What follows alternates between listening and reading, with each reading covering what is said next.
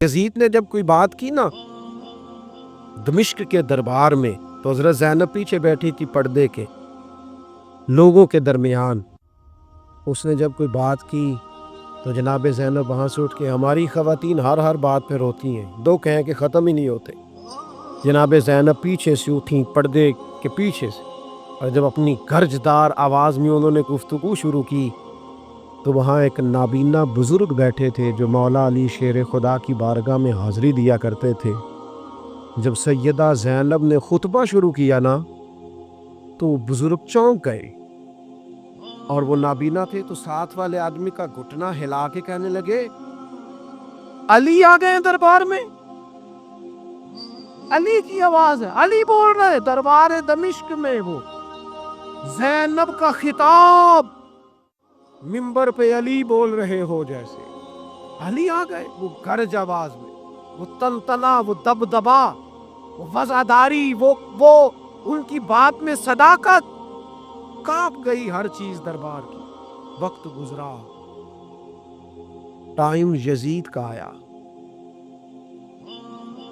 وقت گزرا تو ٹائم عبید اللہ ابن زیاد کا آیا، ٹائم شمر کا آیا.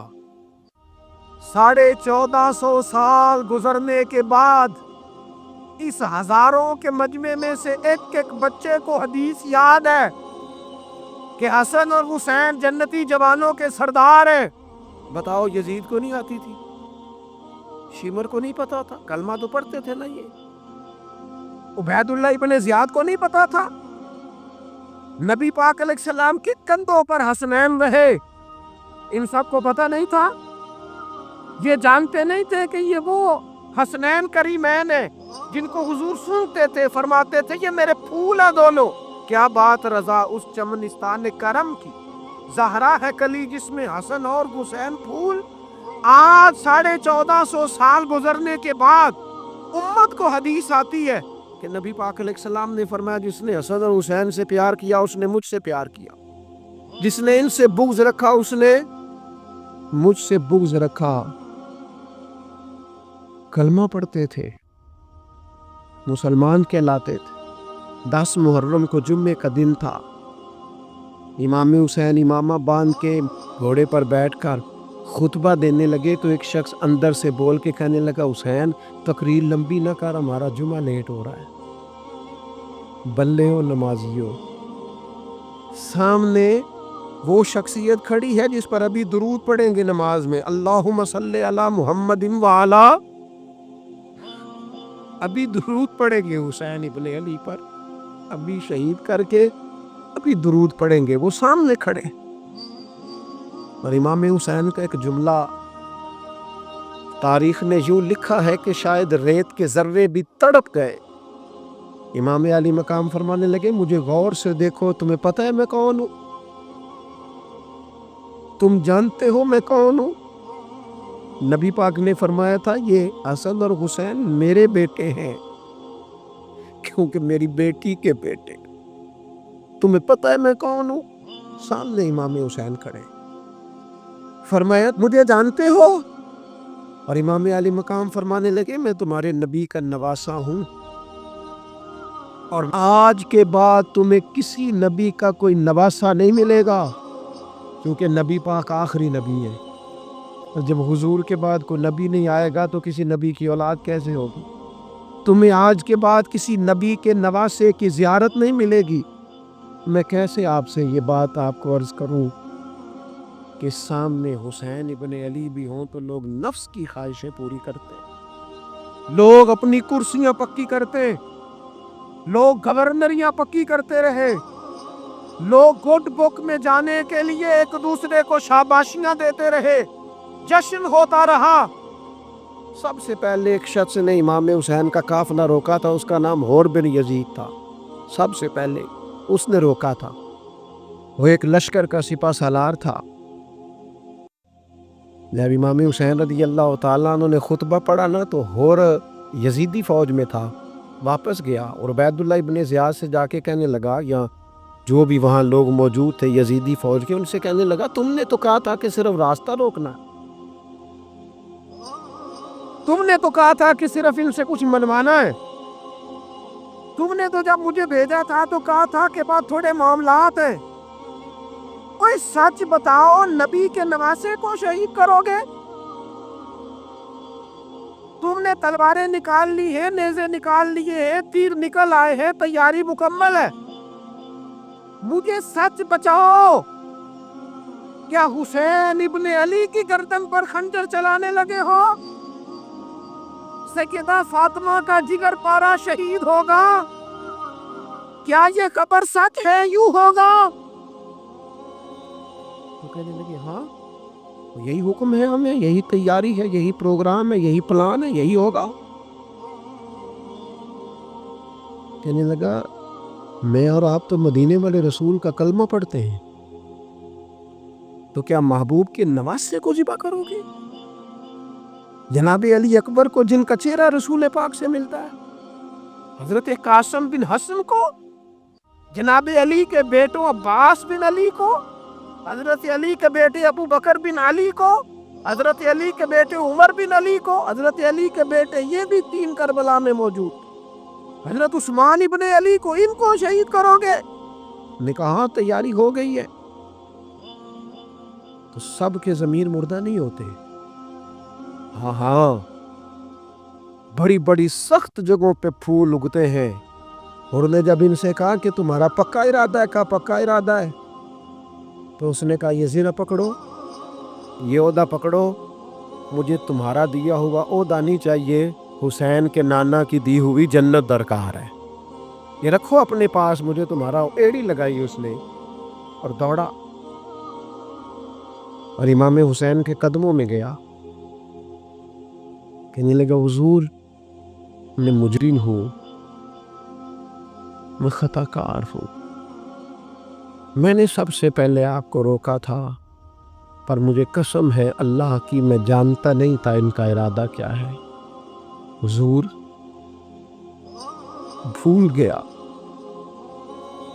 غلطی کر بیٹھا، یہ انتے ہوں گے، ان کی آنکھوں میں پٹی بندی ہوگی، اور مجھے تو پتہ ہے نا کہ دنیا کو پھر محمد کا نواسہ نہ ملے گا، مجھے خبر ہے، اگر معافی مانگوں تو معاف کر دو گے؟ پہلا مجرم ہوں، میں نے روکا ہے، اگر آ جاؤں تو قبول کر لو گے؟ یہ ظرف، یہ حوصلے، یہ توانائیاں اگر ہے تو سیدہ فاطمہ کے دودھ میں، یہ شیر خدا کی تربیت میں ہے، یہ محبوب نے جو ان کی زبانوں کو چوسا تو اس کرم میں ہے۔ حضرت امام حسین نے اٹھ کے سینہ یوں چوڑا کیا، ہاتھ پھیلائے، فرمایا آجا، لگ جانا میرے سینے کے ساتھ، تو آ جانا، تو نے دیر کی، ہم تو پہلے سے منتظر تھے، تو آ جا، تیری ساری معاف ہے، ہور کے مقدر جاگے۔ امام علی مقام کے لشکر میں شامل ہوا، بعض نے لکھا ہے جو لوگ ابتدا میں شہید ہوئے امام حسین کی طرف سے، ان میں اور شامل۔ خدا را کچھ خواہشات، کچھ نفسانی باتیں چھوڑ دو، سارا دن اپنے آپ کو ہی منواتے رہنا، اپنی ضد کے سامنے لوگ بڑے بڑے ادارے تباہ کر دیتے، بڑی بڑی جماعتیں تباہ ہو گئی، بڑے بڑے آستانے خیر کے ٹوٹ گئے، لیکن ہماری انا، ہماری ضد، ہمارا تکبر، ہماری اپنے لیے خواہشات یہ ختم نہ ہو سکیں، ہمارا نفس کی خواہش بچی، رشتے نہیں بچے، ہمارے نفس کی خواہش بچی، تعلقات نہیں بچے، نفس کی خواہشیں بچی، ہمارے اپنے نہیں بچے، نفس کی خواہشیں بچی، مال جمع ہوا، دیانتداری نہیں بچی، وعدوں کی پابندی نہیں بچی، تجوریاں پھر گئی، روحیں اجڑ گئی، بددیانتی سے، رزق حرام سے کمایا ہوا مال، کاریں، کوٹھیاں، بنگلے بن گئے، وطن اجڑ گیا، اس لیے کہ نفس کی خواہش پوری کی۔ نفس کے سامنے اگر انبیاء کی بھی تعلیمات آئیں، لوگوں نے تکبر کیا، قتل تک کر دیا نبیوں کو، لیکن اپنے نفس کی خواہش کے خلاف جانے کو تیار نہ ہوئے۔ خدا را واپس آ جاؤ، خدا را وقت آیا، یہ وقت بدلتا رہا، یہ دور تبدیل ہوتا رہا، لوگوں نے اپنی بادشاہیاں قائم کرنے کے لیے بڑے بڑے قتل کیے، ہلاکو خان نے انسانی کھوپڑیوں کے مینار بنائے، لوگوں نے بڑے بڑے ظلم کیے، جبر کیے، خوف اور ہراس پھیلایا، اپنے اقتدار پکے کرنے کے لیے بڑے بڑے جبر کیے۔ پھر کیا ہوا؟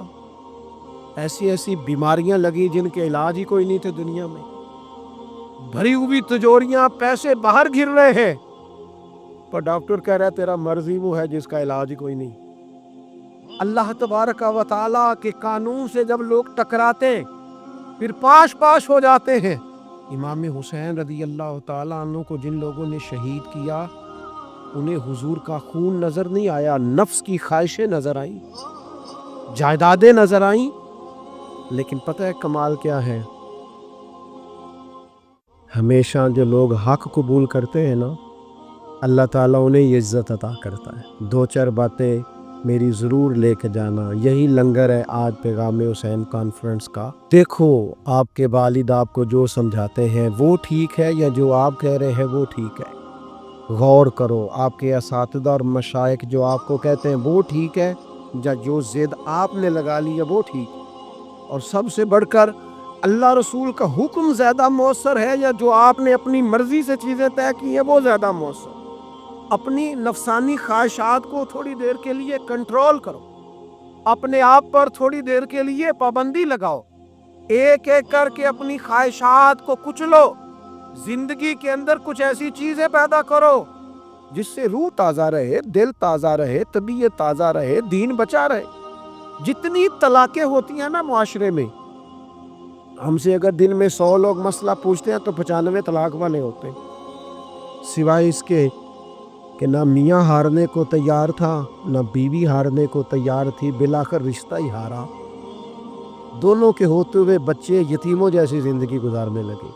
تھوڑی دیر کے لیے لوگ چپ نہیں کیے، سارا کچھ ختم کر لیا۔ اپنی مزاج کے اندر، اپنی طبیعت کے اندر تحمل پیدا کرو، بردباری۔ میں ایک دفعہ بہت پریشان تھا، حالات کچھ عجیب رخ اختیار کر گئے، بہت پریشان تھا، تو میں ایک بزرگ کی خدمت میں حاضر ہوا، میں نے کہا دعا فرمائیے گا، تو مجھے کہنے لگے سیدہ زینب کی سیرت پڑھو۔ تو میں نے پہلے دن آ کے کتاب کھولی نا، تو دربار دمشق میں جو جناب زینب نے کلام فرمایا نا، انسان ٹوٹ جاتا ہے، لیکن انسان حق پہ ہو کہ اگر گلا بھی کٹا لینا تو اس کا مزاج طاقتور رہتا ہے، روح طاقتور رہتی۔ اور امام زین العابدین بیمار بھی تھے، مسافر بھی تھے، پریشان بھی تھے، لیکن جب یزید سے انہوں نے کہا نا مجھے خطبہ دینے دے، تو چند منٹ گفتگو کی امام زین العابدین نے، تو کہنے لگا اذان پڑھو جماعت کرائیں، اس لیے کہ ان کی باتوں میں وہ حق ہوتا ہے۔ میں دیکھتا ہوں ہماری سب کی اپنی اپنی خواہشیں ہیں، اپنے اپنے رویے ہیں، اپنا اپنا مزاج ہے۔ اگر لوگوں کو کسی جگہ بھی ملک کی ملی اور دینی پروگرام کے لیے جمع ہونے کو کہا جائے، ہم تیار نہیں۔ کیا کیا جاتا ہے ہمارے ساتھ؟ ہمارے ضمیر اس لیے خریدے جاتے ہیں کہ ہم خواہشات کے بندے ہیں۔ الگ الگ کر کے کسی کو کہا جاتا ہے تیرا کاروبار چمک جائے گا، کسی کو کہا جاتا ہے تیرا وہ نظام ٹھیک ہو جائے گا، الگ الگ کر کے لوگوں کو خرید لیا جاتا ہے۔ لیکن اگر خواہشات تھوڑی ہوں، اللہ کی رضا پر چلنے کا جذبہ زیادہ ہو، تو میرے عزیز زندگی آسان ہو جائے گی۔ میں تو امام علی مقام رضی اللہ تعالیٰ عنہ اور یزید کے معاملے میں ایک ہی بات سمجھا ہوں، سب کو پتا تھا یہ حسین ابن علی، سب کو پتا تھا حق ان کے ساتھ ہے، سب جانتے تھے ان سے زیادہ عظمت کسی کی نہیں، لیکن اپنے نفس کی خواہشوں پر کنٹرول نہیں کر سکے۔ پوری امت کا اس وقت مسئلہ ضروریات کا نہیں، خواہشات کا ہے۔ 2 قدم پیچھے ہٹیں خواہشوں کے لیے، 4 قدم آگے بڑھیں دین کے لیے۔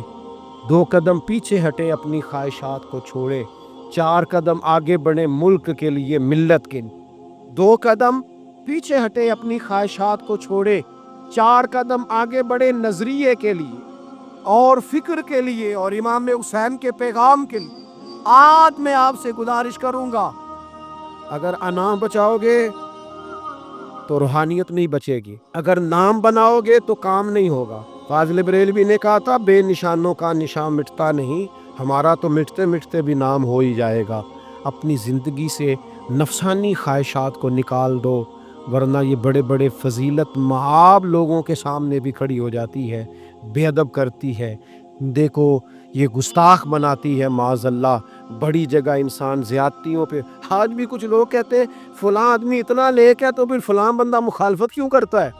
میں نے کہا جو نبیوں کی مخالفت سے باز نہیں آئے، جو صحابہ کی مخالفت سے باز نہیں آئے، اہل بیت کی مخالفت، جو حسین ابن علی کے سامنے کھڑے ہو گئے، کو نیک آدمی کس کھاتے میں؟